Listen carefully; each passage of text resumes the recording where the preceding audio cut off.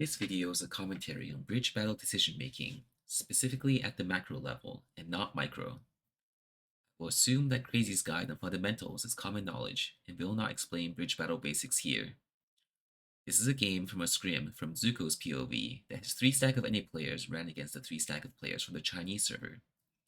These were played on the Asia server, so there will be a notable ping difference in block placement on the NA side. We'll mostly only cover the early and mid game here because the late game is relatively short. In order to talk about macro play, it's easiest to start from micro. In most games, micro covers decisions made over small time frames and execution. In bridge battle, this means movement, dodging, and aim.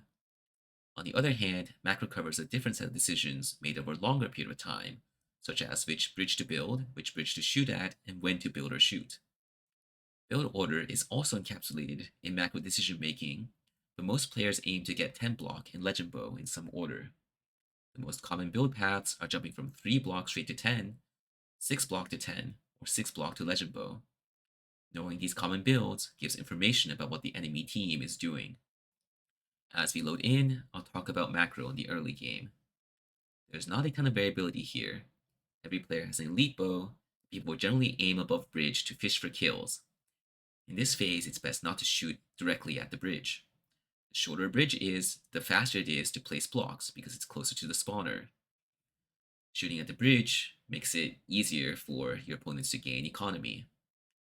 The NA 3 stack consists of players that have fairly good micro, so I won't comment too much on the specifics of their movement and how they play out early laning phase.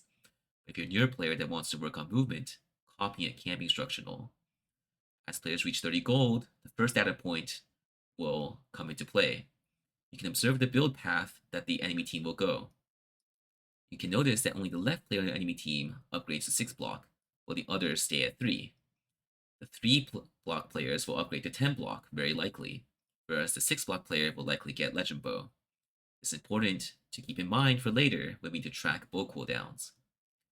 Zuko is about to land a kill on the opposing 6 blocker, which will catapult him to early 10 block, so I'll talk about the mid game. The mid game starts when players reach 10 block or legend bow. In this phase, a concentrated push of multiple 10 block players can easily complete a bridge, but also the coordinated push can be held back with bow upgrades.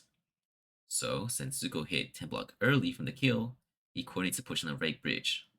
It's a great macro decision because the enemy team has no bow upgrades, and it will earn him the first chest. Now pay attention to the 6 blocker on the left. A flash will occur when they buy a legend bow, which means it is riskier to run down a bridge. Closer shots are easy to hit, running down a long bridge risks getting trapped.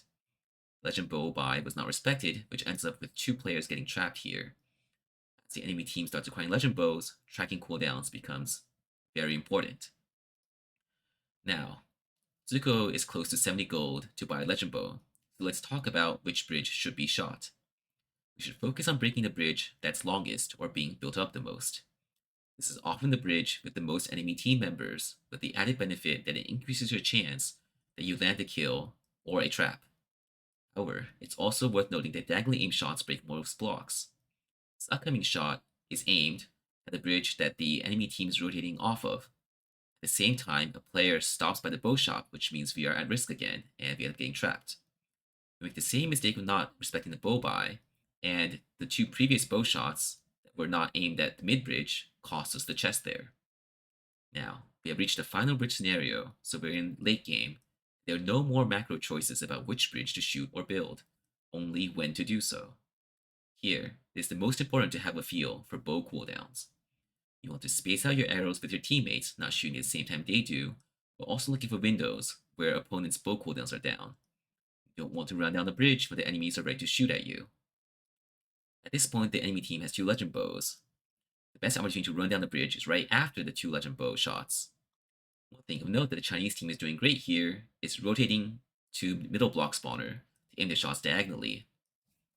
Now, Zuko gets trapped here because he runs down the bridge while the 2 shots are in the air. This causes the teammates to attempt to rescue without regard to bow cooldowns, and thus a team wipe, which results in the enemy team getting the chest. As you can see in the end screen, the bridge building stats were actually fairly comparable. One of the orange players has a high kill count, but 2 of the kills were landed right at the end because of the trap. The Chinese team didn't out-micro the NA team off execution and aim, but out-macro them in terms of decision making.